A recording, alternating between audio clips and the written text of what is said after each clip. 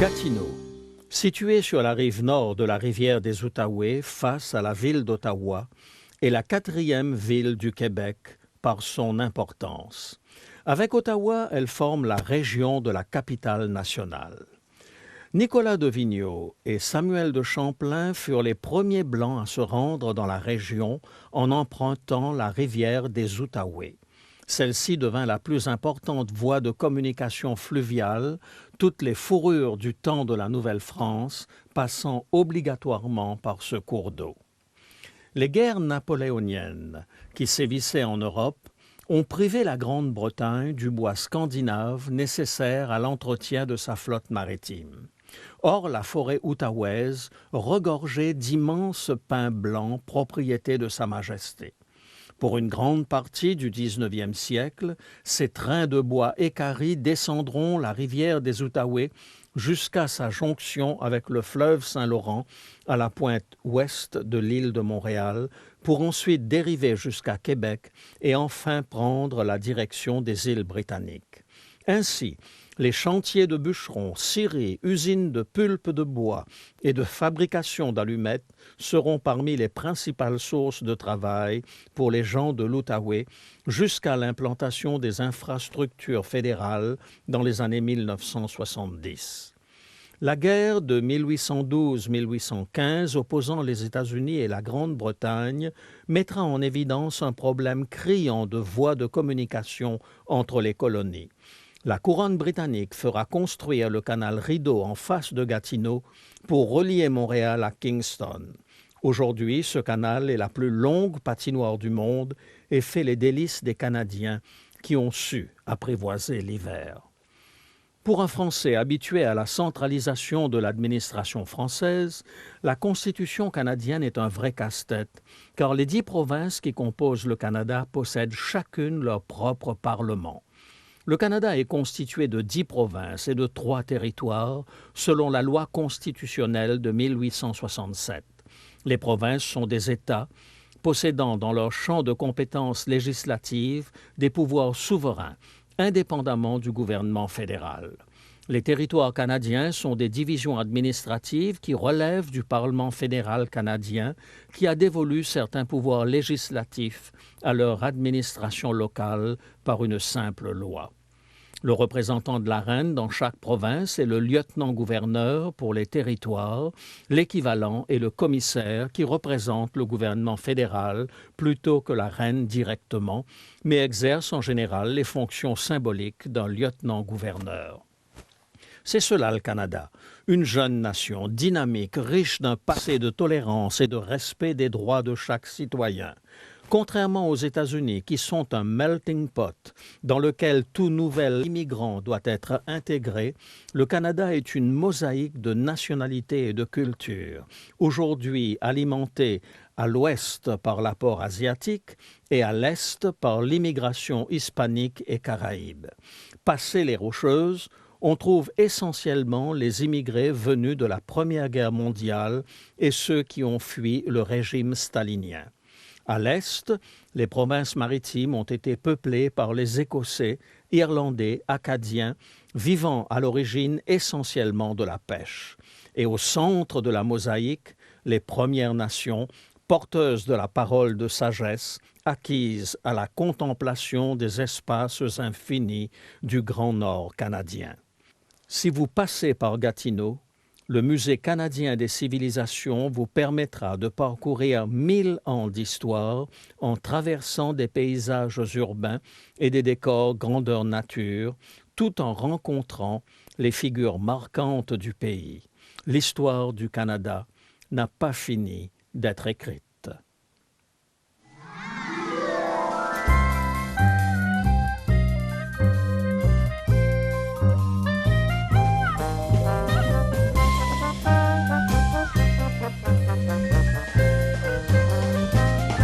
Ah, voilà le petit train qui arrive.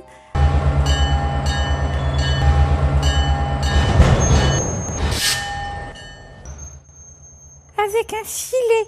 Les filets, ça me fait penser à la mer. Est-ce que ça se passe au bord de la mer? Oui, ça se passe au bord de la mer, Lucky, tu as tout à fait raison. Alors, qu'est-ce que c'est? Est-ce que c'est un pêcheur? Oui, c'est un pêcheur, mais tu sais, il y en a beaucoup dans la Bible. Regarde le deuxième indice. Regarde le deuxième indice. Oh, il y a des poissons. Oh, décidément, aïe, aïe, aïe, j'ai faim avec tout ça. Oui, mais c'est pas ton histoire d'avoir faim, là. Je te demande de deviner qui c'est. Oh, je sais ça, moi, il y a un troisième indice, et là, je demande... regarde, je vais voir le troisième indice. Aïe, c'est un coq. Oh là là, tu sais comme c'est rigolo de courir après les coqs. Oh, Lucky, tu me fais rire. Mais non, ce n'est pas l'histoire du coq en lui-même. Ah ben alors là, moi, je sais plus, je suis complètement perdue. Alors écoute, si tu es complètement perdu, tu vas écouter l'histoire et tu vas savoir qui c'est. Tu es d'accord? Ok. Je m'appelle Pierre. J'habite un village au bord de la mer et je suis pêcheur. Un jour, j'étais avec Jacques et Jean en train de laver nos filets. Une foule est arrivée, suivant un homme qui parlait tout en marchant. Cet homme s'est approché de ma barque, est monté dedans et m'a demandé de m'éloigner un petit peu de la rive. Il a commencé à parler et quand il eut fini, il m'a dit « Va par là, Pierre, et jette tes filets ». Je me disais « Ce gars-là ne connaît rien à la pêche, mais je ne vais pas le contrarier ». Nous avons essayé toute la nuit sans rien prendre, mais puisque tu le dis, je jetterai le filet. Incroyable le nombre de poissons que nous avons attrapés. Le filet se rompait et la barque coulait. Quand j'ai vu ça, j'ai eu peur et j'ai dit à Jésus, « Seigneur, ne viens pas trop près de moi, je suis un grand pécheur. » Mais Jésus a répondu, « N'ayez pas peur, suivez-moi, vous serez pêcheur d'hommes. » Un jour, j'ai vu Jésus marcher sur l'eau. Je lui ai dit, « Je peux venir ?» Il m'a dit, « Viens. » J'ai mis le pied sur l'eau et j'ai marché. J'étais tellement fière, mais tout d'un coup, plouf, j'ai coulé. Jésus m'a rattrapé en disant, « Pierre, pourquoi as-tu douté ?» Je n'aimais pas quand il disait qu'il allait mourir sur la croix. « Ah non, Jésus, moi je vais te défendre. Personne ne te fera de mal. » Mais il a dit, « Pierre, avant que le coq chante, tu m'auras renié 3 fois. » Quand on a voulu l'arrêter, chlac, j'ai coupé l'oreille d'un gars. Mais au lieu de m'encourager, Jésus l'a guéri. Alors je me suis sauvée. Je l'ai suivi de loin et quand on m'a reconnue, j'ai dit « Non, non, je ne le connais pas. » Le coq a chanté et je me suis rappelé la parole de Jésus. J'étais si triste de l'avoir trahi 3 fois. Quand il fut ressuscité, il m'a demandé si je l'aimais. À chaque fois, j'ai répondu « Oui » et il m'a dit « Je fais de toi un pasteur. » Ce jour-là, j'ai compris que Jésus m'avait pardonné. Lui seul peut nous apporter la paix et le pardon. Tu parais pensif, Lucky. Qu'est-ce qui t'arrive? Ouais. Je ne savais pas que Jésus, il pouvait pardonner quelqu'un qui l'avait trahi. Et je ne savais pas qu'il avait un si grand amour. Et qu'est-ce que tu veux dire par là? Mais si un copain, il m'avait trahi, moi, jamais, j'aurais pu pardonner. Mais je reconnais que c'est très difficile de pardonner à quelqu'un qui nous a trahis. Mais tu sais, si on demande à Jésus la force, et si on lui demande de nous aider, il a promis qu'il allait nous aider à pardonner.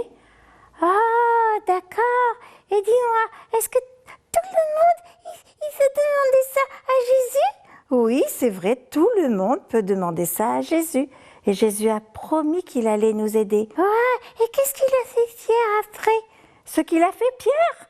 Oh, Pierre est devenu un très grand missionnaire. Il n'a plus jamais trahi Jésus. Et puis, il a guéri des malades, il a parlé de l'amour à beaucoup de gens. Et il y a beaucoup de gens qui ont connu Jésus grâce à lui. Et plus jamais il a trahi Jésus. C'est merveilleux, n'est-ce pas? Oh oui, alors.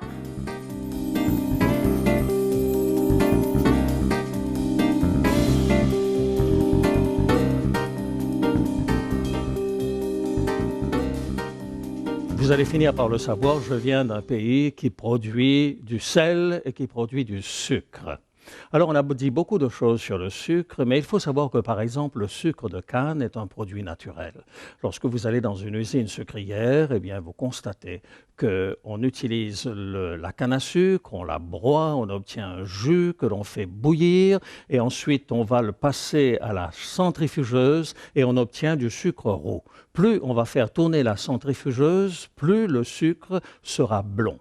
Et ensuite, si l'on veut avoir du sucre blanc, à ce moment-là, il faut rajouter de la chaux. Alors en fait, on est devant un processus qui est relativement naturel, mais il y a quand même beaucoup de choses qui sont dites par rapport au sucre. Justement, on nous dit qu'il faut éviter de consommer trop de sucre, Artie.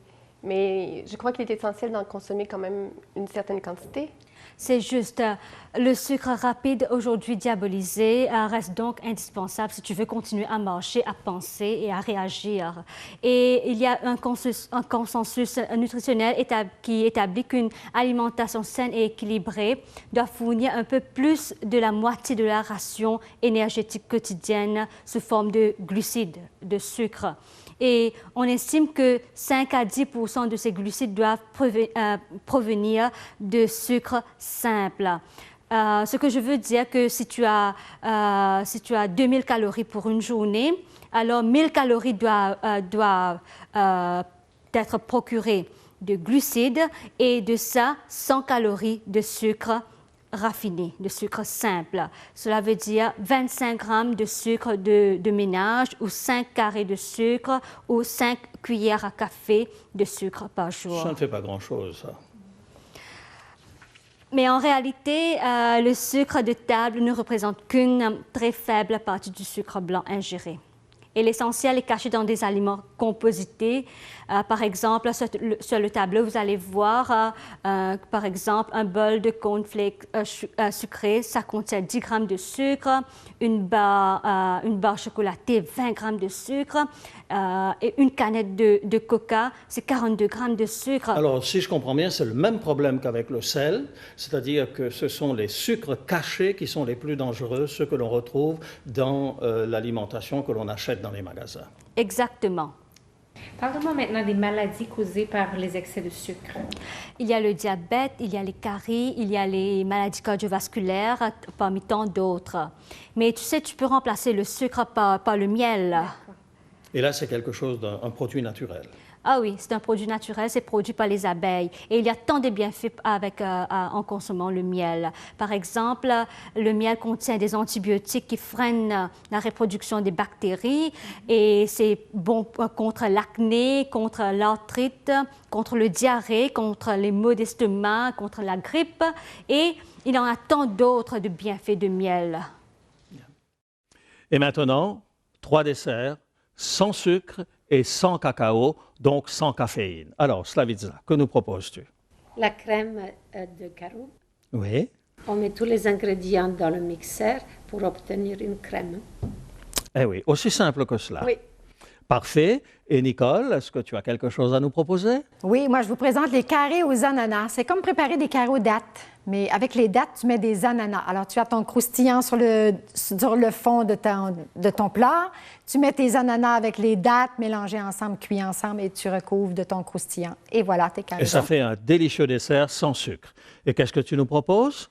Alors, moi, je vous propose un milkshake aux pêches. On peut le faire à la banane aussi. Et on met tous les ingrédients dans le mixeur et on pulvérise et ça y est. Et c'est parfait. Il chante le cantique de Moïse, le cantique de l'agneau. Il chante le cantique du serviteur de Dieu.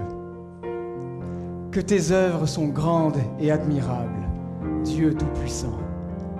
Que tes voies sont justes et véritable, roi des nations.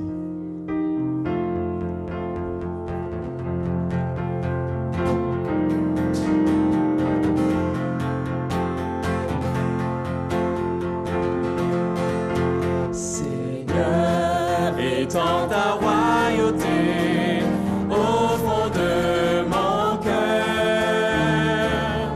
Prends la place qui te revient au fond de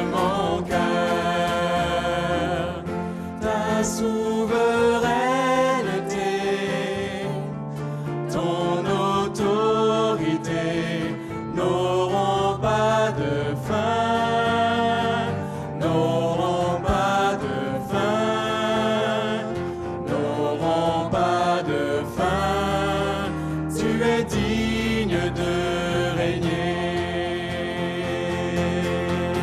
Seigneur, étends ta royauté dans l'Église entière. Prends la place qui te revient dans l'Église entière. Ta souveraineté, ton autorité n'auront pas de fin, n'auront pas de fin, n'auront pas de fin. Tu es digne de régner. Seigneur, étends ta royauté sur la terre entière. Prends la place qui te revient sur la terre entière. Ta souveraineté, ton autorité n'auront pas de fin, n'auront pas de fin, n'auront pas de fin, digne de régner. Oh, gloire, gloire au grand roi. Gloire au grand roi, gloire au grand roi.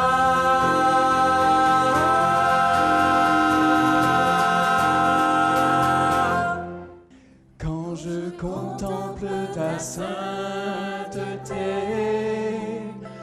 et quand je contemple ta beauté, et quand toutes les choses pâlissent à ta lumière, quand j'ai trouvé la joie près de ton cœur, quand je m'enveloppe de ton amour, et quand toutes les choses pâlissent à ta lumière. Oh, je t'adore, oui, je t'adore. Si je vis, Seigneur, c'est pour t'adorer.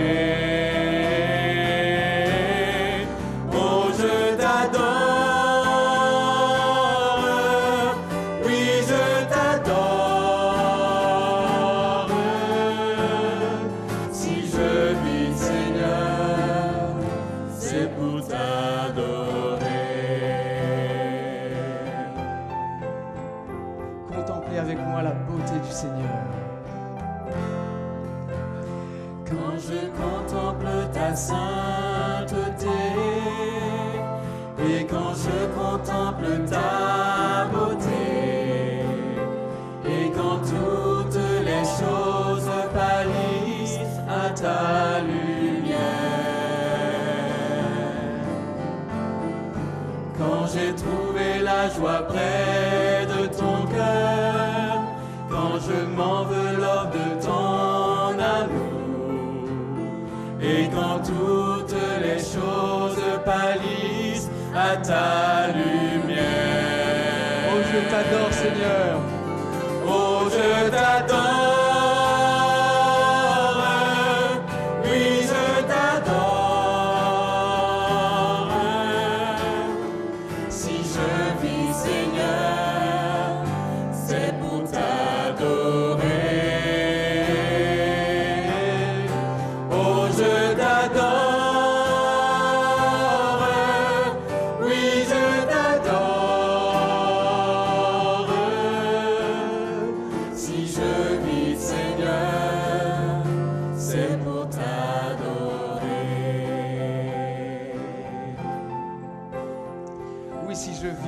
c'est pour t'adorer. Amen. Amen.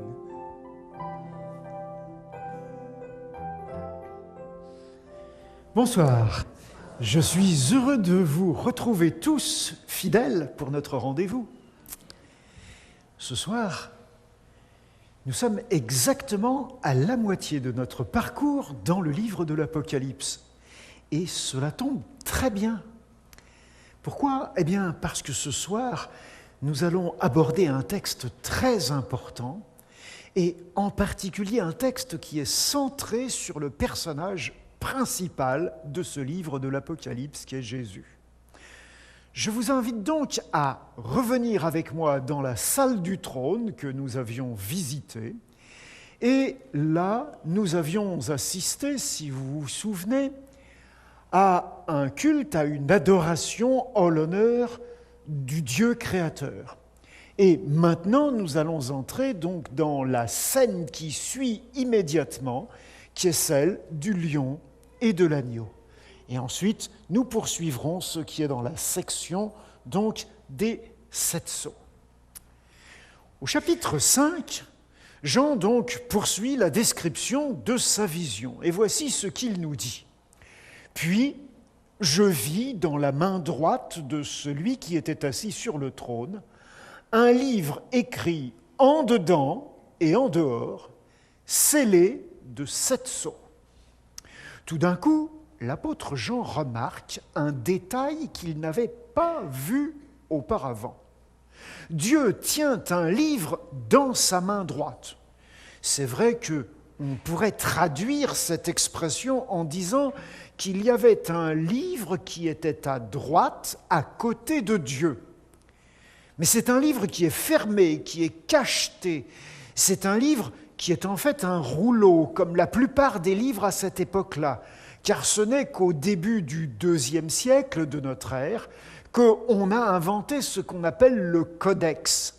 Le codex, ce sont des livres un peu comme ceux que nous utilisons aujourd'hui, c'est-à-dire ce sont des pages qui sont empilées les unes sur les autres et qui sont cousues d'un côté entre elles de façon à ce qu'on puisse ouvrir le livre et tourner les pages les unes après les autres.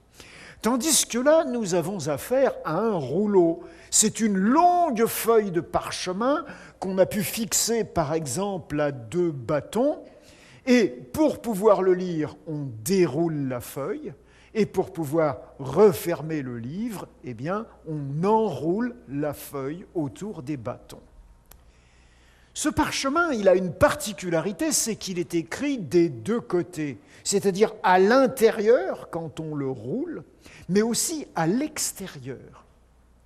Et ce qui est curieux encore, c'est qu'il est fermé, cacheté, scellé avec 7 sceaux qui empêchent d'ouvrir ce livre.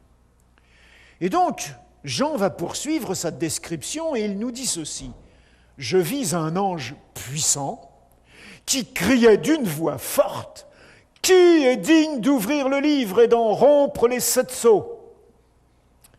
Et personne, dans le ciel, ni sur la terre, ni sous la terre, ne put ouvrir le livre, ni même le regarder. Ce livre suscite la curiosité. Il doit être important, puisqu'il est entre les mains ou à côté de Dieu. Mais il semble impossible de trouver quelqu'un qui soit digne de l'ouvrir. Pourtant, la recherche a été faite dans 3 sphères de vie. Dans le ciel, d'abord, nous dit le texte, ce qui indique qu'on a fait la recherche parmi tous ceux qui habitent auprès de Dieu et qui sont ses serviteurs célestes, les anges, comme l'on dit. On a fait aussi la recherche sur la terre, c'est-à-dire parmi les êtres humains, les vivants, les hommes, les femmes. Et puis, sous la terre, 3e domaine où on a recherché pour trouver quelqu'un qui pourrait être digne de l'ouvrir. Et là, c'est le domaine des démons ou bien éventuellement le domaine des morts. Et même la manière dont ce texte est écrit nous indique que la recherche n'a pas été faite simplement à un moment donné de l'histoire, mais qu'elle s'est faite, elle a passé en revue en fait tous les êtres qui sont mortels y compris les humains de tous les temps, qu'ils soient vivants au moment de la vision, ou qu'ils soient morts récemment ou depuis très longtemps, voire même parmi ceux qui ne sont pas encore nés. Rappelez-vous, nous sommes au ciel, nous ne sommes pas sur la terre. Et de là, depuis le ciel, on voit tout ce qui se passe sur la terre, sans être limité par le temps qui passe. Tout l'espace et tout le temps est visible en permanence. C'est là que Dieu nous échappe vraiment. Il est très différent de nous, ces créatures. Après ça, Jean, qui n'est pas simplement un spectateur de ces visions, mais qui est un acteur, nous donne sa réaction. « Et je pleurais beaucoup de ce que personne ne fut trouvé digne d'ouvrir le livre, ni de le regarder. » Jean réagit. Il est très affecté, il est déçu, inquiet devant cette impossibilité. Alors il pleure. Il ne verse pas simplement une petite larme, non, il pleure beaucoup, dit le texte. Cette mention de la réaction de Jean donne l'occasion d'utiliser pour la deuxième fois l'expression « être digne de », qui résume en fait le défi qu'il faut relever. Mais bon, le récit se poursuit, et Jean écrit « Et l'un des anciens me dit « Ne pleure pas ». Voici le lion de la tribu de Juda, le rejeton de David a vaincu pour ouvrir le livre et ses 7 sceaux. La solution au problème qui a tant fait pleurer Jean se trouve dans un lion. Le lion de la tribu de Juda, le rejeton de David. Voilà 2 images, 2 codes qui sont utilisés par Jean et qui évoquent la royauté en Israël.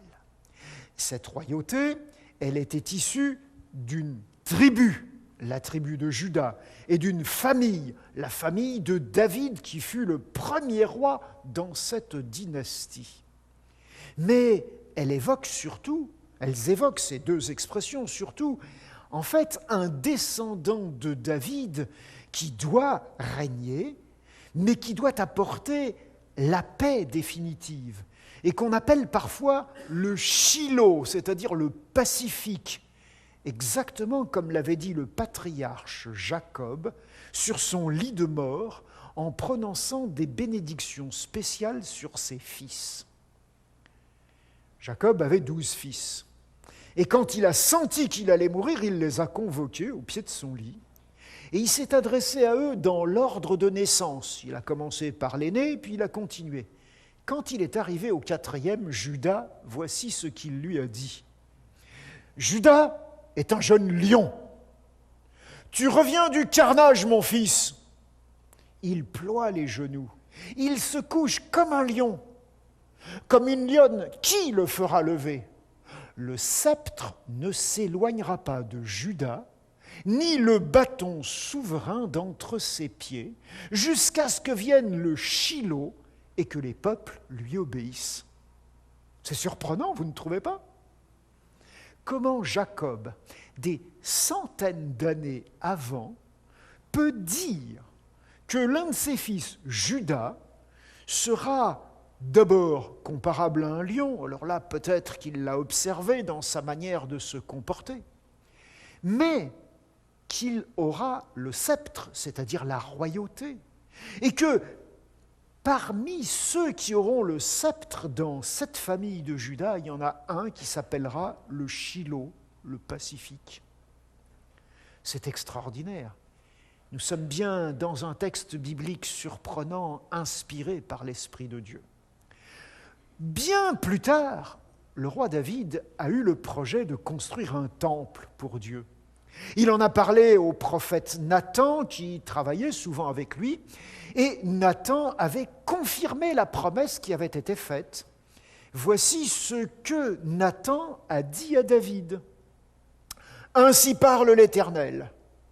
Est-ce toi qui me bâtirais une maison pour que j'en fasse ma demeure ? L'Éternel t'annonce qu'il te créera une maison quand tu seras couché avec tes pères, j'élèverai celui qui sortira de tes entrailles, et j'affermirai son trône, son règne, pardon. Ce sera lui qui bâtira une maison à mon nom, et j'affermirai pour toujours le trône de son royaume. C'est surprenant aussi. Bien sûr, le descendant de David dont il est question ici n'est pas seulement Salomon, le fils qui a régné et qui a construit le temple de Jérusalem, et dont le règne, finalement, n'a été que passager et n'a pas trop bien fini. C'est toute la dynastie, cette maison que Dieu bâtit pour David. Mais en plus, c'est surtout Jésus, le fils de David, comme l'appelaient certains de ses contemporains qui savaient qu'il était de cette lignée. Et son règne à lui, Jésus, est un règne qui sera éternel. Il est lui-même le temple de Dieu, comme nous l'avons vu dans la vision de la Nouvelle Jérusalem. Il n'a pas besoin de le construire, il l'est. Et donc, il est en plus le lion. Ce lion qui est un animal qui symbolise la dignité, la force et la victoire, et donc qu'on a pris l'habitude d'appeler le roi lion. Et n'imaginez pas que c'est Walt Disney qui a inventé cette expression. Non, non, ça existait bien avant lui. Qui peut échapper à la poursuite d'un lion et à ses griffes? Je me souviens de ce que j'ai vu en Afrique. Un jour, j'étais en voiture avec un ami et nous avons visité un parc animalier naturel. Et nous nous sommes approchés d'une lionne qui était là. Et je vous assure qu'on était à peu près à 2,50 m d'elle, mais elle nous surveillait et nous ne sommes pas sortis de la voiture. Hein? Eh oui. Et ce que l'Apocalypse est en train de nous dire, c'est que Jésus, c'est ce lion vainqueur, à qui personne ne peut résister. Et j'espère qu'aucun d'entre vous ne va lui résister. Quand Jean entend ce texte, quand Jean entend que le lion de la tribu de Juda, le rejeton de David, a vaincu et qu'il va pouvoir ouvrir le livre, alors Jean essuie les larmes de ses yeux pour mieux voir. Et voici ce qu'il nous dit. Je vis au milieu du trône et des 4 êtres vivants et au milieu des anciens, un agneau. Mince alors. Un agneau qui était là comme immolé. Il avait 7 cornes et 7 yeux qui sont les 7 esprits de Dieu envoyés par toute la terre. Cette description est quand même curieuse. Jean s'attendait à voir un lion. Il s'attendait à voir un lion. Il n'y a pas que lui d'ailleurs qui s'attend à voir un lion. Moi, je vous en fais voir un de lion. Hein? Il s'attendait à voir un lion, David. Et puis qu'est-ce qui se passe? Qu'est-ce qui se passe? Lui qui s'attend à voir un lion, qu'est-ce qui arrive? Il se passe quelque chose de très bizarre. Alors que lui s'attend à voir un lion, qu'est-ce qu'il voit? Un agneau. Ah! Pourtant, ce qu'il voit, c'est un agneau qui est très spécial. Un agneau tout à fait particulier. Parce que le texte nous dit que c'est un agneau qui a 7 cornes. Je ne sais pas si vous en avez déjà vu des comme ça, moi pas. Hein? Mais la corne, c'est dans la culture hébraïque un objet qui signifie la force. Donc c'est un agneau qui est très fort. En plus, c'est un agneau qui a 7 yeux. S'il devait porter des lunettes comme moi, ça serait un drôle de défi pour l'opticien qui devrait lui fabriquer non pas une paire de lunettes, mais une 7aine de lunettes. Allez, non. S'il a 7 yeux, c'est que justement, il n'est pas comme moi, et qu'il y voit bien, et qu'il n'a pas besoin de lunettes, lui. Il voit parfaitement. Il connaît tout. Parce que son esprit, ceux qui sont appelés ces 7 esprits de Dieu, sont attentifs à tout ce qui se passe sur toute la terre. Rien ne lui échappe. Cet agneau n'est pas sur le trône, ni devant le trône. Non, il est au milieu du trône. Les 4 êtres vivants avaient été présentés, si vous vous en souvenez, comme étant au milieu et autour du trône. Cet agneau est au milieu d'eux. On est tenté de dire que le texte voudrait nous dire qu'il est au milieu du milieu. C'est lui qui occupe le point central de la scène. Il est le point focal. Et curieusement, Jean ne l'avait pas vu. C'est assez terrible de voir aujourd'hui encore combien de gens lisent l'Apocalypse sans remarquer que cet agneau est là, au milieu, au centre. Rien ne pourra être compris dans ce livre, rien ne pourra être décodé correctement sans lui. Il est au cœur du livre, il doit être au cœur de notre perception de la foi, au cœur de notre compréhension des prophéties de la Bible, et il doit être surtout au cœur de nos vies. Et puis, la scène s'anime. Les personnages se mettent à bouger. Ils passent à l'action. Et le texte nous dit ceci. Il vint et il prit le livre de la main droite de celui qui était assis sur le trône. C'est l'agneau lui-même qui passe à l'action. Il bouge, il s'approche de cet endroit qui est à droite de Dieu. Il prend le livre des mains de Dieu ou du côté droit de Dieu. Et ce n'est pas un vol, ce n'est pas un abus d'autorité, non, c'est le plan même de Dieu. Lui et le Père ne font qu'un. Ils agissent en plein accord. Ils ne sont pas en concurrence l'un avec l'autre. Non, ils sont un seul et même Dieu. Et le texte poursuit en nous disant, quand il eut pris le livre, les 4 êtres vivants et les 24 anciens se prosternèrent devant l'agneau, tenant chacun une harpe et des coupes d'or remplies de parfums qui sont les prières des saints. Quand l'agneau prend possession du livre, c'est comme une explosion d'adoration chez les 4 êtres vivants et les 24 anciens. Cette adoration se manifeste par la prosternation, ce qui est un geste d'humilité, d'honneur rendu. Et puis, ça se manifeste aussi par le chant, un chant qui est accompagné d'instruments de musique. Alors, les traductions hésitent parce que on ne sait pas toujours exactement le sens des mots. Ce sont des harpes, des cithars. En tout cas, ce sont des instruments à cordes. Et ce qui est nouveau ici, c'est que c'est accompagné de parfums. On comprend d'ailleurs que dans de nombreuses traditions religieuses, y compris au sein des chrétiens, on ait cherché à mettre un élément olfactique dans l'adoration. Car tous nos sens, toutes nos capacités doivent s'impliquer dans l'adoration.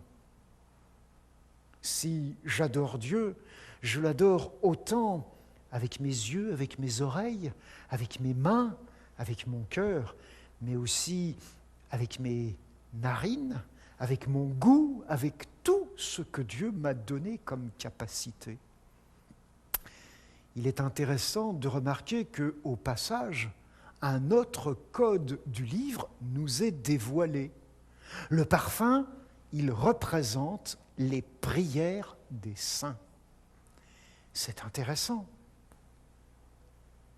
L'apôtre Paul appelle souvent les croyants des saints, et c'est une appellation qui ne doit pas nous surprendre parmi les chrétiens du 1er siècle. Voilà donc quelque chose qui est intéressant de remarquer dans ce récit du chapitre 5 de l'Apocalypse. Et puis, on nous précise, ils chantaient un cantique nouveau. en disant « Tu es digne de prendre le livre et d'en ouvrir les 7 sceaux, car tu as été immolé et tu as racheté pour Dieu par ton sang des hommes de toute tribu, de toute langue, de tout peuple et de toute nation. Tu as fait d'eux un royaume et des prêtres pour notre Dieu, et ils régneront sur la terre. » Les paroles de leur chant d'adoration méritent toute notre attention. D'abord, elles reprennent cette formule que nous avions déjà rencontrée 2 fois, être digne de. L'agneau est digne. Et il y a 3 raisons qui sont énoncées dans ce chant pour prouver cette dignité. Premièrement, tu as été immolé. Le verbe qui est utilisé là est un verbe qui décrit la mise à mort brutale par une arme blanche, comme le ferait un boucher ou comme le faisaient les prêtres avec les animaux offerts en sacrifice dans la cour du temple de Jérusalem. Rien que le mot agneau, d'ailleurs, nous faisait déjà penser à l'agneau pascal que l'on tuait et que l'on mangeait à chaque fête de Pâques, pour rappeler comment Dieu avait épargné les familles des Hébreux lors de la mort des premiers-nés en Égypte, juste avant l'Exode. Et puis bien sûr, tous les autres agneaux qui étaient offerts en sacrifice quotidien. L'apôtre Jean avait d'ailleurs repris cette image dans son évangile en rapportant cette phrase célèbre de Jean-Baptiste désignant Jésus « Voici l'agneau qui ôte le péché du monde ». Donc première raison, cet agneau, il est immolé. Deuxième raison qui fait qu'il est digne, c'est « Tu as racheté pour Dieu par ton sang des hommes et des femmes de toute tribu, de toute langue, de tout peuple et de toute nation. » Cette mort sanglante opère le rachat, non pas à Dieu, mais pour Dieu des humains. C'est Dieu qui paye, c'est lui qui offre le sacrifice. Ce ne sont pas les hommes qui doivent offrir des sacrifices à Dieu comme pour payer leurs fautes. Dieu fait cela en se présentant comme un agneau. Cet animal inoffensif dont la vue, en général, suscite l'affection. Il n'y a qu'à voir tout à l'heure les petites filles qui sont venues voir ma peluche. Mais cet animal inoffensif, il faut se rappeler que sa vie a été enlevée brutalement. Donc, deuxième raison, Dieu a payé par ce sacrifice le salut des êtres humains. Et puis, troisième raison qui fait la dignité de cet agneau, c'est « Tu as fait d'eux un royaume et des prêtres pour Dieu, et ils régneront sur la terre. » Son action transforme le statut et la mission des rachetés. Ils prennent part au règne. Rappelons-nous que le trône, c'est l'objet qui se trouve au cœur de cette scène.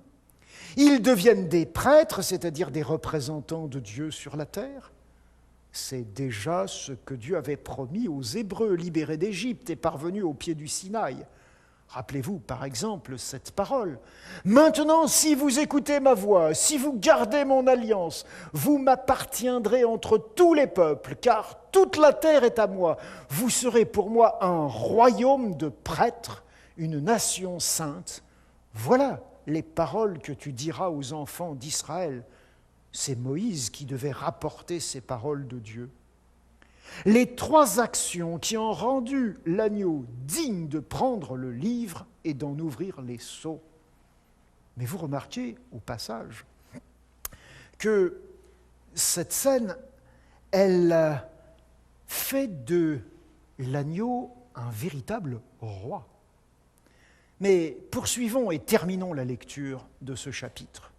Je regardais et j'entendis la voix de beaucoup d'anges autour du trône, et des êtres vivants et des anciens, et leur nombre était des myriades et des milliers de milliers.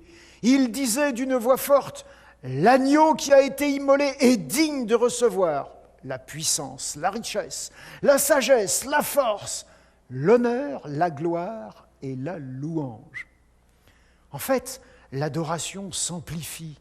Les anges par milliers, par millions se joignent à la chorale qui chante la gloire de l'agneau. Ces chiffres sont empruntés à la scène du jugement décrite dans le livre de Daniel et que nous avons déjà évoquée. Mais la scène s'amplifie encore et toutes les créatures qui sont dans le ciel, sur la terre, sous la terre, sur la mer, et tout ce qui s'y trouve, je les entendis qui disaient à celui qui est assis sur le trône et à l'agneau, soit la louange, l'honneur, la gloire et la force au siècle des siècles. Et vous remarquez que c'est vraiment une énorme chorale qui englobe, mais pas seulement les anges, mais toutes les créatures. Et ces créatures, ce n'est pas seulement celles qui sont célestes, ce sont les terrestres, ce sont même les créatures démoniaques qui sont sous la terre, ce sont même celles qui sont en mer. Rappelez-vous, Jean est dans une île. Le paysage qu'il voit, c'est essentiellement la mer. Tout cela se joigne à cette grande chorale, à la gloire de celui qui est sur le trône et de l'agneau. Et le texte continue, et les 4 êtres vivants disaient « Amen !» et les anciens se prosternèrent et adorèrent.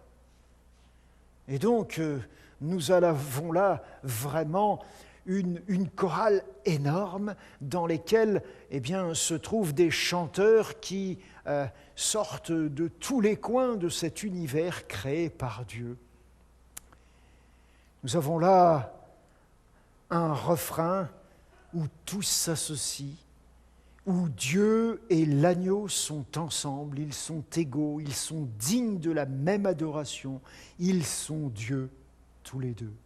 Ainsi, la mort de Jésus sur la croix est vue comme une victoire, acclamée comme un triomphe. C'est comme si si Jean nous faisait assister au couronnement d'un nouveau roi. Jésus est hissé au rang royal. Il peut s'asseoir sur le trône de son Père, comme il l'avait dit dans la promesse faite au vainqueur de la lettre à Laodicée. Rappelez-vous, celui qui vaincra, je le ferai asseoir avec moi sur mon trône, comme j'ai vaincu et me suis assis sur le trône de mon Père. Toute la section des 7 sceaux va s'inscrire entre ces deux événements. Celui du passé, Jésus a vaincu et il s'est assis sur le trône, et celui de l'avenir, où Jésus fera asseoir les gens sur le trône de Dieu. En fait, en prenant le livre, Jésus a fait quelque chose qui était tout à fait important et régulier dans l'histoire des rois d'Israël. Parce qu'un roi d'Israël devait recevoir une copie du livre de la loi quand il montait sur le règne. Voilà ce que dit le livre de la loi. Quand il, c'est-à-dire le nouveau roi, montera sur le trône de son royaume, il écrira pour lui dans un livre une copie de cette loi. Et Jésus reçoit la copie de cette loi, et c'est bien la preuve qu'il est maintenant le nouveau roi. Alors, rappelez-vous ce que nous avons lu. Le trône va permettre l'adoration du Dieu juge. Le trône va revenir au moment du jugement dernier.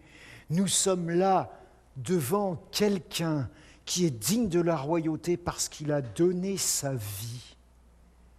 Et rappelez-vous cette parole de Jésus. Il n'y a pas de plus grand amour que de donner sa vie pour ses amis. Vous êtes ses amis.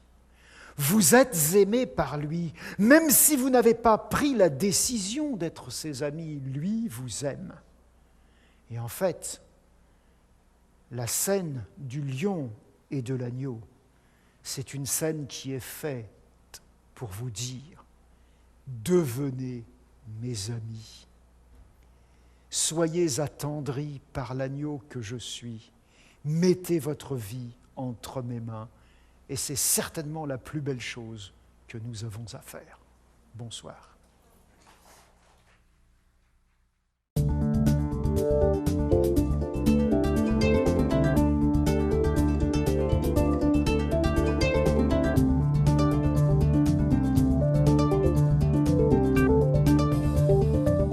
Bonjour Daniel. Bonjour José. Alors aujourd'hui, le thème que nous abordons, c'est le lion et l'agneau. Oui.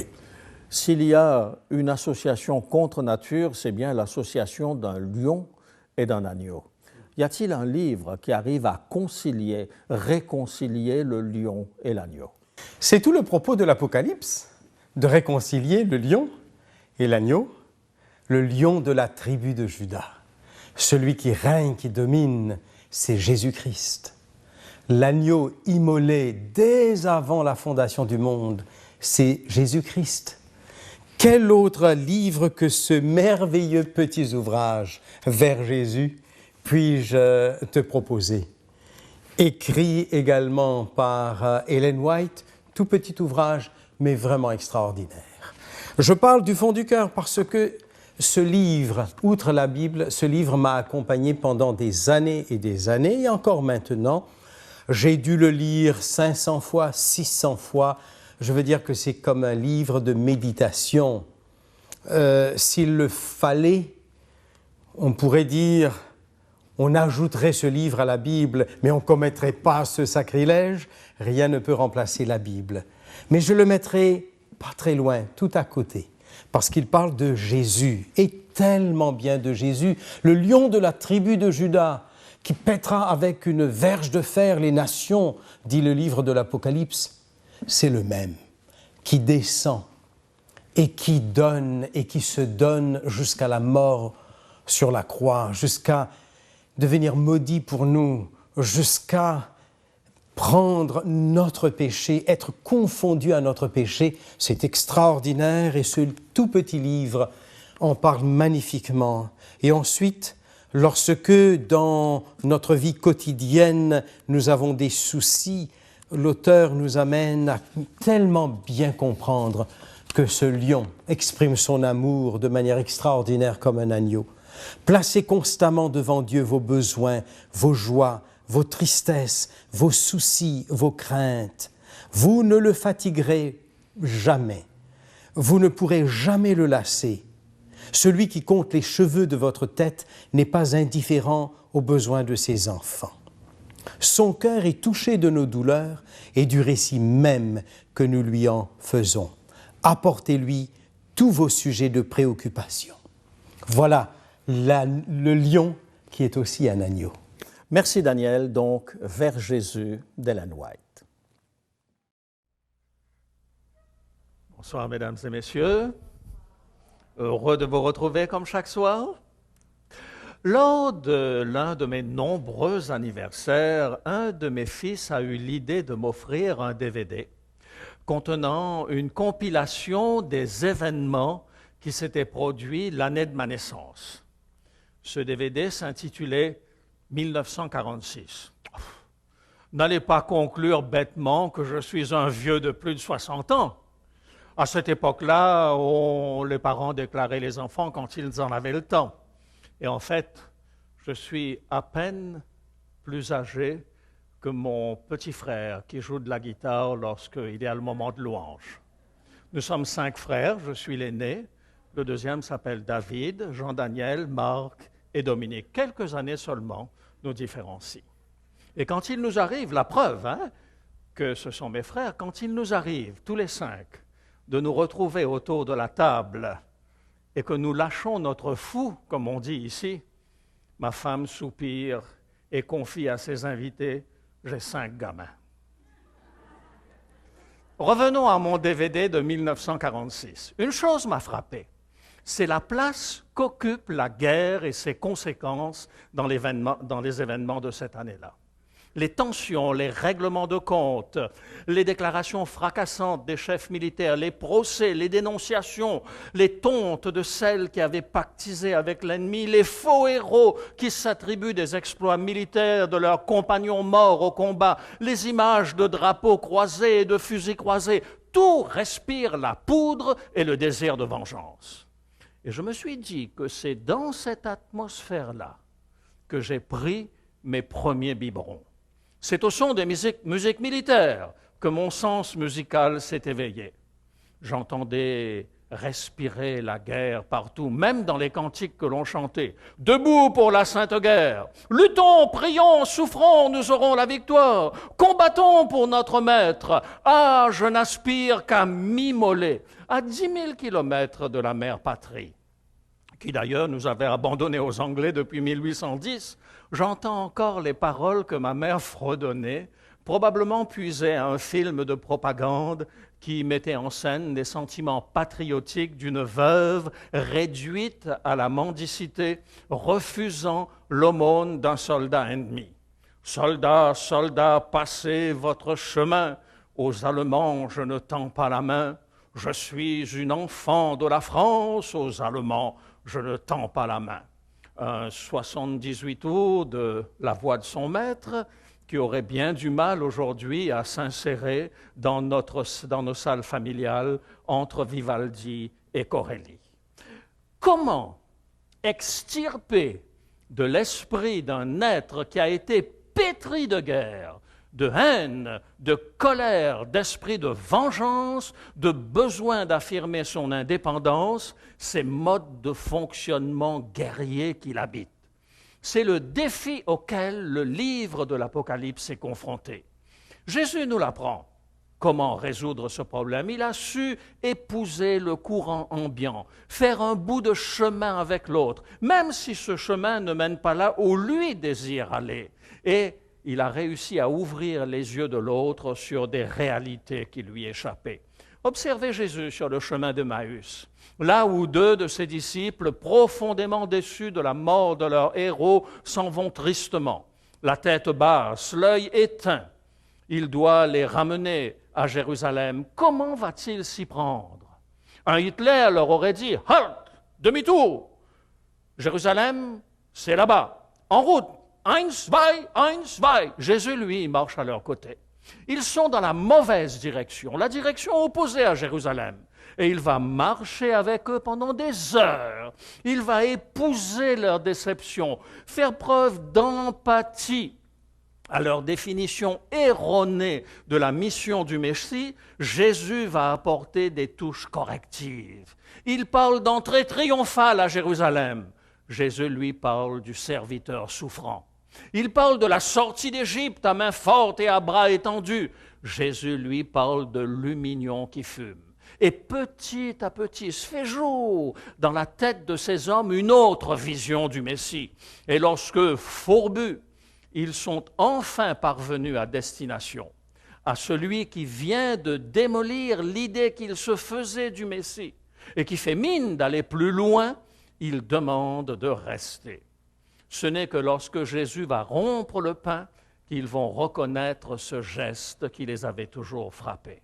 Jésus disparaît de leur vue. Ils n'ont plus besoin de Hitler et de son Eins, zwei, sans lumière pour éclairer leur sentier. Ils font de nuit les 30 kilomètres qui les séparent de Jérusalem. C'est ça, mes amis, la touche spéciale de Jésus. Vous avez lu et commenté avec Bernard ce merveilleux chapitre de l'Apocalypse. Vous l'avez analysé, le chapitre 5. Maintenant, je vous propose de visiter le même chapitre avec moi. Après avoir lu l'Apocalypse, je vous invite à le visiter. Oui, l'Apocalypse se visite. Jésus, fidèle à lui-même, y exprime les mêmes vérités que celles contenues dans son message aux disciples d'Emmaüs. Pour cette visite, nous avons besoin de comprendre l'importance des intermèdes dans le livre de l'Apocalypse. C'est là que réside le secret de ce livre. Des bandes qui s'insèrent entre les pages historiques du livre. Avant d'y arriver et de nous arrêter à cet intermède qui se trouve ici, je vais me permettre une métaphore pour illustrer notre propos. Imaginez un enfant atteint d'une malformation au niveau du genou et qui est condamné à claudiquer toute sa vie. Passe dans son village un chirurgien qui observe l'enfant. Ce dont souffre cet enfant, c'est justement la spécialité de ce chirurgien. Alors il s'adresse aux parents. « Je peux redonner à votre enfant la capacité de marcher comme tous les autres enfants. » Et comme dans les contes de fées, il leur propose de le faire gratuitement. Reste à convaincre l'enfant de la nécessité de l'opération. « Mais maman, ça va faire mal. Je ne veux pas. »« Oui, mon garçon, ça va faire mal. Mais après, tu vas pouvoir courir comme tous les enfants de ton âge. Tu vas pouvoir jouer au football, faire du vélo et t'amuser tant que tu veux. » Et l'enfant finit par s'apaiser. Mais vient le jour de l'opération. Les angoisses sont à nouveau présentes. « Maman, j'ai peur de la piqûre, ça va me faire mal. »« Oui, mon garçon, ça va faire mal. Mais pense au moment où tu seras guéri. Tu n'auras plus à rester dans les gradins et regarder jouer les autres. » Et l'angoisse de l'enfant s'apaise petit à petit. Systématiquement, lorsque l'enfant exprime son angoisse, la maman le rassure en élargissant sa vision des choses. Appliquez maintenant cette médecine au livre de l'Apocalypse. Le rôle de la prophétie biblique, rappelez-vous, c'est de révéler à l'Église les choses qui doivent arriver bientôt, afin que quand elles arrivent, nous y croyions. Mais l'histoire de l'Église n'est pas un chemin parsemé de roses. À des gens qui sont en train de donner leur vie pour la cause du Christ, Jean leur dit que dans quelques siècles, rappelez-vous, la révélation des 7 églises qui correspondent à cette période de l'histoire de l'Église, dans cette révélation, Jean leur dit, dans quelques siècles, l'Église va apostasier. Mes amis, lorsque nous employons des mots trop propres, nous perdons le sens du message. Pour que le message passe, il faut lui enlever le puritanisme que Louis II a mis autour de certains mots et qui voile la force de ce que Jean dit lorsqu'il parle de l'Église au IVe et au Ve siècle de notre histoire. L'Église, dit-il, la femme pure, va devenir une putain sans vergogne, une prostituée qui ne trouvera sa jouissance sadomasochiste que lorsqu'elle verra couler le sang et qu'elle s'en saoulera. Mais enfin, Jean, tu ne te rends pas compte de ce que tu dis. J'ai perdu mon travail à cause de Jésus-Christ. L'autre ajoute, mon mari a été emprisonné à cause de Jésus-Christ. Un autre renchérit, mon père a été brûlé sur un bûcher. Et tu nous dis que tout ça n'aura servi à rien? Nos arrière-petits-enfants vont retourner au vomi du paganisme, ils vont introduire dans l'Église pure de Jésus-Christ la prostitution morale. À quoi auront servi nos sacrifices? À quoi servent les morts que nous connaissons? Maman, dit l'enfant, ça va faire mal. Oui, mon enfant, ça va faire mal, mais un jour tu pourras courir dans les champs de blé comme tous les autres enfants de ton âge.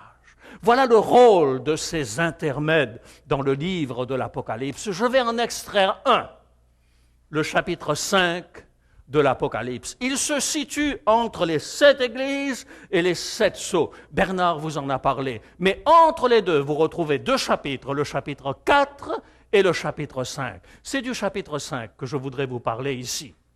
Les chrétiens sont en train de mourir pour leur foi.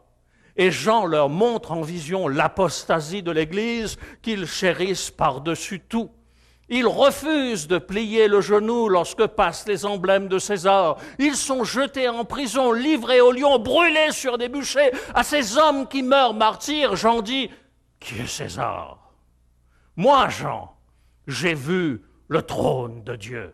César se croit grand, assis sur son trône, le minable. J'ai vu celui qui est assis sur le trône et devant lui 24 trônes. César se croit grand quand il participe à un triomphe devant 100 000 Romains qui l'acclament pendant 2 heures. La belle affaire. J'ai vu celui qui est assis sur le trône. 10 000 milliers le servaient et il est acclamé nuit et jour par des myriades d'anges dont le rôle est de répéter inlassablement « Saint, Saint, Saint est le Seigneur Tout-Puissant ». Oui, mes enfants, ça va faire mal. Mais pensez enfin au jour où, dans la gloire, avec une foule innombrable, vous participerez à son triomphe. C'est ce que dit cet intermède qui se situe ici au chapitre 5, entre les 7 églises et les 7 sceaux. Mais maman, dit l'enfant, c'est vrai qu'après je vais pouvoir courir comme les autres. Mais ce chirurgien, tu le connais, toi? Tu crois qu'il est capable vraiment de m'opérer? Tu ne pourrais pas rester à côté de moi quand je serai endormi pour le surveiller, s'il te plaît, maman. Et pour redonner espoir à son petit garçon, la maman révèle l'avenir à son enfant. L'apôtre Jean révèle à l'Église que s'ils sont en train de souffrir sous César, le jour vient où quelqu'un va changer les choses.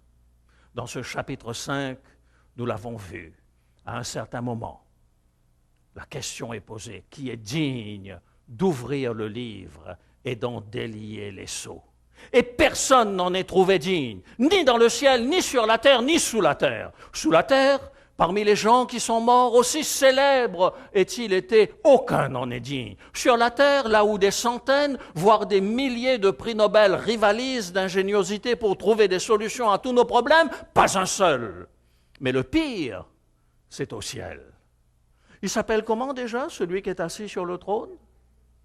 Lui non plus ne peut pas ouvrir le livre. Vous avez bien lu dans le texte. Lui non plus ne peut pas ouvrir le livre. C'est à désespérer de tout. Et Jean pleure, il pleure à chaudes larmes. L'un des vieillards vient le consoler. Ne pleure pas. Le lion de la tribu de Juda a vaincu pour ouvrir le livre. Le lion de la tribu de Juda? Répond Jean, oui. Enfin le roi de la jungle se lève. Enfin nos misères sont terminées. Enfin on va les écraser, ces maudits Romains. C'est reparti comme en 14, disait-on, au début de la Deuxième Guerre mondiale en France. Les siècles succèdent aux siècles, mes amis, mais l'état d'esprit reste le même. Il est bien placé, Jean, pour comprendre ce que cela signifie. Lui qui était présent le jour où Jésus avait dit à ses disciples, avant de monter au ciel, « Restez à Jérusalem jusqu'à ce que vous ayez reçu ce que je vous ai promis. » Repris par le démon du nationalisme, les disciples s'étaient écriés d'une seule voix, « Est-ce en ce temps-là que tu vas rétablir le royaume d'Israël? Est-ce en ce jour-là que ces maudits Romains seront chassés de notre pays? » Il était là, Jean, le jour où Jésus avait refroidi leurs ardeurs. Ce n'est pas à vous de connaître les temps et les moments que mon Père a fixés de sa propre autorité, mais vous recevrez une puissance et vous serez mes témoins.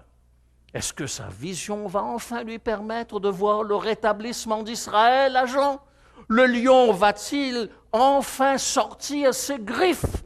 Va-t-il retrousser les babines, rugir et faire trembler la terre? Je veux le voir, se dit Jean, ce lion de la tribu de Juda, ce vengeur du sang qui va enfin terrasser nos ennemis. Sus à l'ennemi, haro sur la fidèle. Je veux voir le lion, et il se retourne.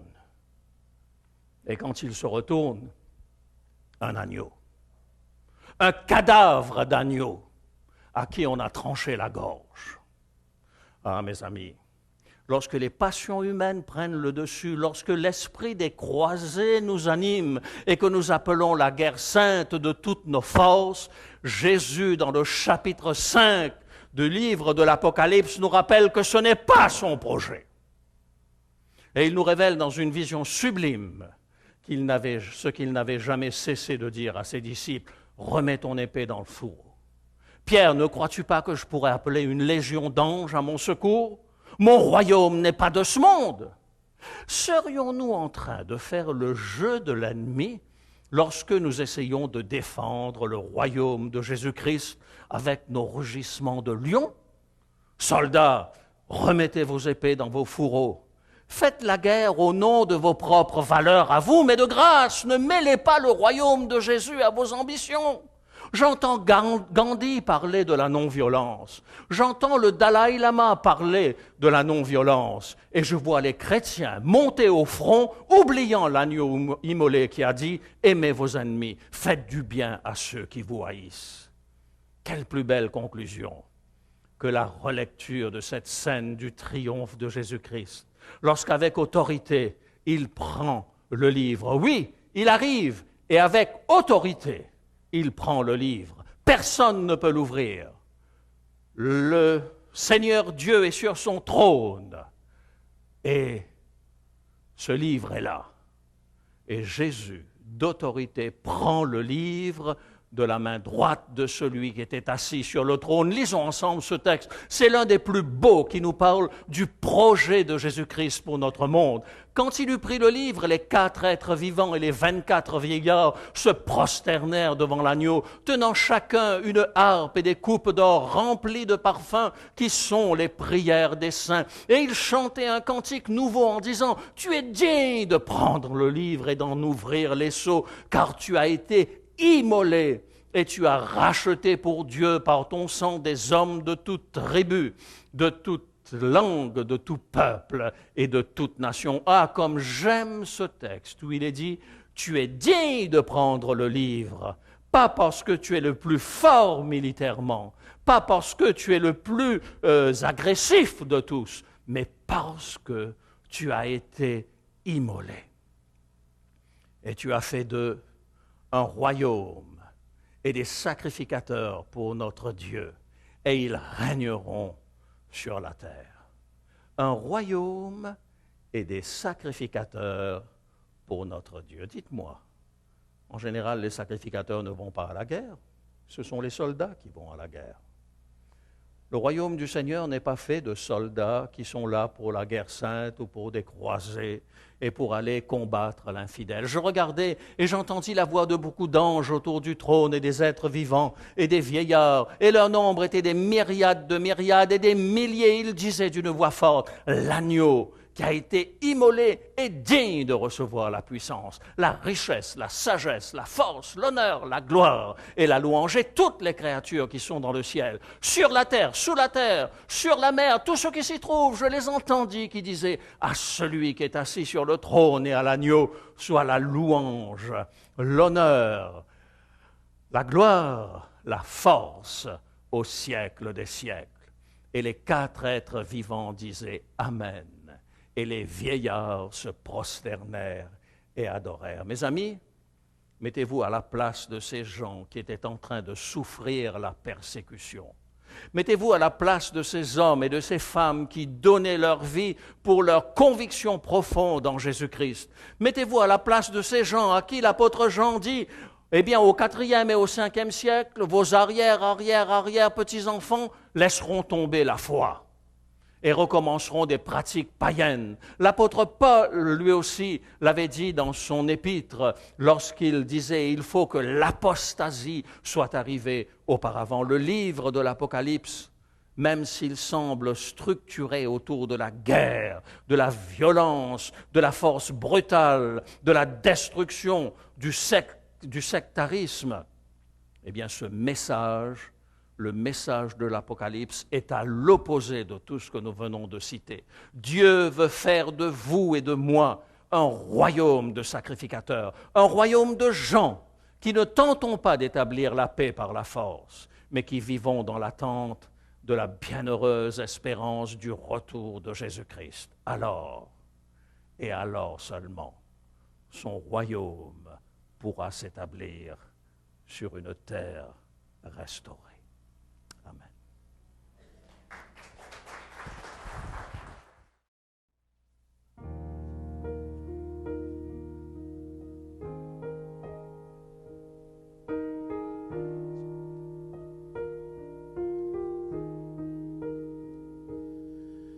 Il a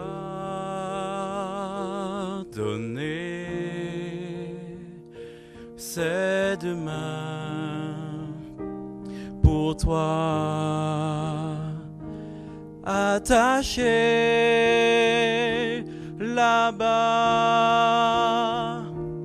sur une croix, alors qu'il était dans le jardin. Ils sont venus pour l'arrêter. On voulait les en empêcher, mais il a dit, ne faites rien. Comme Judas venait de l'embrasser, tous les soldats l'ont entouré. Ils l'ont saisi et emmené. Ils prétendaient vouloir le juger. Il a donné ses deux mains pour toi, attaché là-bas sur une croix.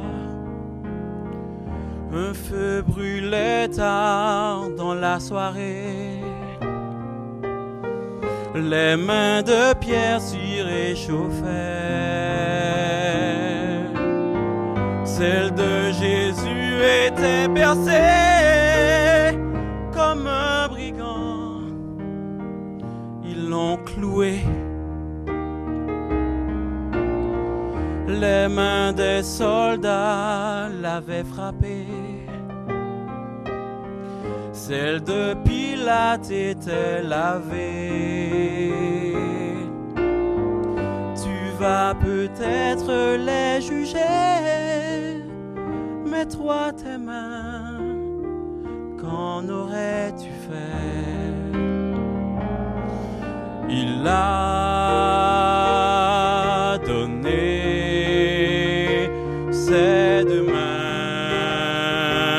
pour toi, attaché là-bas sur une croix. Il a donné ses deux mains pour moi, attaché là-bas sur une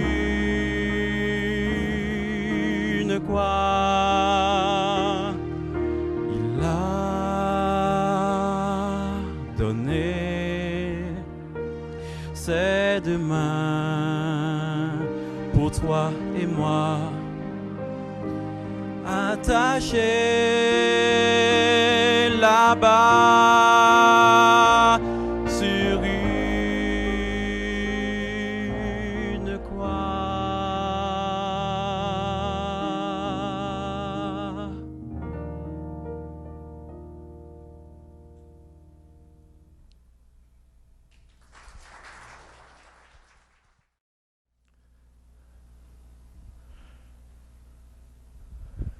Mes amis, quand je vois ce que le monde a fait du message de Jésus, je suis indigné. Et j'exprime mon indignation à travers les mots. Et je crois que c'est vraiment dommage que l'on ait réduit Jésus à ce que l'on a fait d'une manière générale. C'est celui qui peut changer notre cœur. C'est celui qui peut changer notre vie. Des miracles, il en fait jour après jour. Je le vois dans la vie de ceux qui sont autour de moi. Je le vois dans ma propre vie. Et ça, c'est quelque chose d'absolument extraordinaire. Ne faisons pas une caricature de Jésus. N'allons pas, au nom de Jésus, faire la guerre à l'humanité tout entière. Laissons plutôt le Seigneur nous apprendre à faire la guerre à l'ennemi qui est en nous, à nous transformer à son image jour après jour. Vous avez votre petite carte à la main? Comme chaque soir, nous avons 4 questions. Aujourd'hui, nous parlons du lion et de l'agneau. Et nous disons ceci parce que je crois que le projet de Dieu est le mieux adapté aux besoins de notre planète. Je demande à Dieu, premièrement, de m'aider à gérer mes relations avec les autres sans avoir recours à la violence.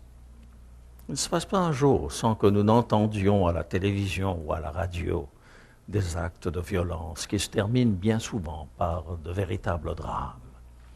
Mais à côté de cela, il y a tous ces actes de violence qui ne sont jamais rapportés, mais que subissent des hommes et des femmes dans le silence de leur demeure. Laissons le Seigneur changer notre cœur. Et si vous êtes d'accord avec cette phrase, mettez une petite croix à cette déclaration. Je demande au Seigneur de m'aider à gérer mes relations avec les autres sans avoir recours à la violence. Deuxièmement, je demande à Dieu d'accepter dans ma vie la paix que procure Jésus. C'est votre désir? Mettez une petite croix ici. Je demande à Dieu d'être un instrument de paix pour mon entourage à l'image de Jésus. Vous savez, combien de foyers sont brisés, divisés? Combien de foyers dans lesquels les parents et les enfants ne se parlent plus? Combien de foyers dans lesquels le mari et la femme vivent parallèlement, mais ne sont pas véritablement unis l'un à l'autre? Pour tout cela, si vous désirez que le Seigneur fasse quelque chose dans votre vie, dans vos relations avec votre entourage, comme une prière, mettez une petite croix à cette troisième question. Et puis, la quatrième question, comme d'habitude, chaque soir, vous dit « Je désire recevoir le texte de la conférence de ce soir ». Si c'est votre désir, et surtout, ce qui est important, que l'on a peut-être tendance à retenir moins, c'est la première partie, l'explication systématique de Bernard. Si vous n'avez pas cette explication systématique, votre compréhension du livre de l'Apocalypse risque d'être biaisée. Alors, n'hésitez pas à demander ce résumé. Prions ensemble. Notre Dieu, notre Père, quelle merveilleuse parabole vivante tu nous as donnée à travers ce chapitre 5 du livre de l'Apocalypse. C'est extraordinaire de voir comment tu as utilisé des images fortes pour nous faire prendre conscience que ton royaume n'est pas de ce monde, que tu n'es pas venu établir la paix sur cette terre en utilisant la violence, mais que ton projet est d'abord un projet dans lequel tu veux changer le cœur des êtres humains. Alors Seigneur, toi, l'agneau de Dieu, change mon cœur. Transforme-moi à ton image jour après jour et permets qu'un peu de ta lumière se reflète sur ceux qui m'entourent grâce à ta présence dans mon cœur. Au nom de Jésus. Amen. Le témoignage que vous allez voir pour terminer notre soirée est un témoignage d'une femme qui sait ce que c'est qu'une vente de garage, mais qui, elle, avait le désir d'aider les personnes qui étaient dans le besoin. Alors, elle a commencé par quelque chose de tout petit, mais au lieu que ce soit une vente de garage, c'était un don de garage. Ensuite, elle en a parlé à ses voisins, ensuite elle en a parlé à d'autres, et ça a grandi, et à la fin, ils étaient dans l'obligation de louer un immense entrepôt pour pouvoir rassembler tout ce que les gens ne voulaient plus et que d'autres, qui étaient moins fortunés, pouvaient venir chercher. Alors, je vous invite maintenant à entendre le témoignage de Marie et je vous souhaite une excellente soirée à chacun d'entre vous. Bonsoir. Nous sommes ici devant une maison typiquement québécoise. Le gros char pour tirer le truck qui permet de s'en aller dans les espaces infinis et découvrir toute la beauté de la nature. Mais il est certain que le Québec, c'est un pays extrêmement froid. Il peut faire jusqu'à -30, -40 en hiver. Alors on a besoin d'un garage pour la voiture. Mais le garage québécois a ceci de particulier. C'est que la voiture est toujours à l'extérieur et dans le garage, vous trouvez tout ce qu'on ne sait pas mettre ailleurs et qu'on ne peut mettre ailleurs. Et c'est ainsi que vous avez toutes sortes de choses qui s'entassent tout au long de l'année et lorsqu'on ne sait plus où mettre ses affaires, on organise ce que l'on appelle une vente de garage. On met un petit écriteau et une table, on pose sur cette table toutes sortes de choses que l'on vend et les gens passent, s'intéressent, achètent ou non selon que ça leur plaît. Mais je connais quelqu'un qui a vécu une expérience particulière dans ce domaine et qui ne fait pas vraiment des ventes de garage, mais qui a voulu exprimer sa foi et son besoin par rapport à ceux qui sont dans le besoin à travers une forme particulière de vente de garage. J'aimerais que Marie me rejoigne. Bonjour Marie. Bonjour José. Alors Marie, ce n'est pas tout à fait des ventes de garage que tu fais. Comment est-ce que ça a commencé, cette idée d'aider les autres avec des ventes de garage? Bien, ça remonte il y a déjà plusieurs années. Des amis me disaient « Ah, j'ai besoin de ci pour mon enfant, j'ai besoin de ça pour moi. » Alors j'ai dit, comme j'avais beaucoup de connaissances et une grande famille, on me donnait du linge. Parce que même chez moi, je dois dire que je dois avouer que ça remonte de plus loin.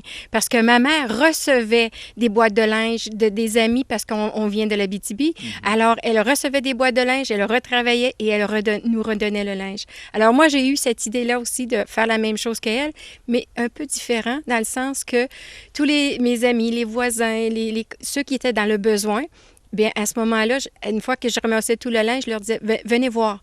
J'ouvrais mon salon, ma cuisine, puis j'étalais tout le linge que j'avais.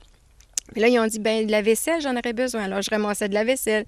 Mais à un moment donné, bien, j'ai eu l'opportunité d'avoir un garage. Alors, j'ai dit, tiens, peut-être que ça serait bon d'avoir des meubles parce qu'il y a des gens qui n'ont pas de meubles.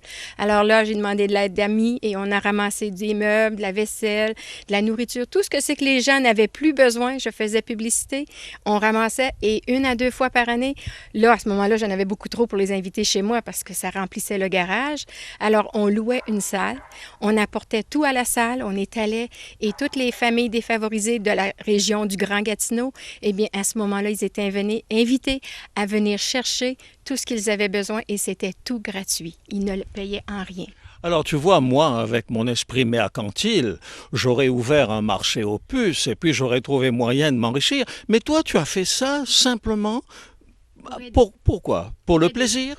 Pour le plaisir, oui, parce que ce qui était le plus plaisant pour moi, c'était de voir les sourires sur les visages des gens me dire « Écoute, je te remercie parce que là, tu vois, j'étais dans le besoin, puis tu me rends service. » Alors pour moi, c'était des journées très dures, les journées de don, mais à la fin de la journée, j'étais satisfaite et heureuse parce que je voyais les gens sourire puis dire « Merci parce que tu m'apportes ce que j'ai de besoin. » Mais en fait, pour pouvoir faire cela, il faut que derrière ce désir de donner, il y ait un certain nombre de valeurs. Alors, quelles sont les valeurs qui sous-tendent en quelque sorte le fait que tu partages avec les autres? Bien, c'est un peu l'amour de Dieu, parce que les gens alentour de moi, je leur disais, qu'est-ce qui me permet de vous donner ça? Mais c'est Dieu qui me le permet de vous le donner. Parce que si j'avais pas Dieu dans ma vie, s'il n'était pas avec moi, je serais pas en mesure de vous le faire, parce que c'est beaucoup de travail. C'est énorme, le travail le soir. Je travaille la journée, donc je fais ça le soir, ramasser les meubles, ramasser le linge, j'apporte tout chez moi. Après ça, une journée entière, on vous redonne.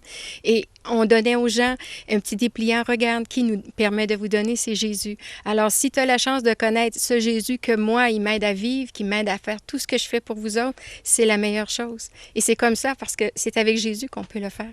Et c'est comme ça, moi, je l'ai fait. Oui, merci Marie. Merci de partager avec nous cette manière très pratique d'être chrétienne.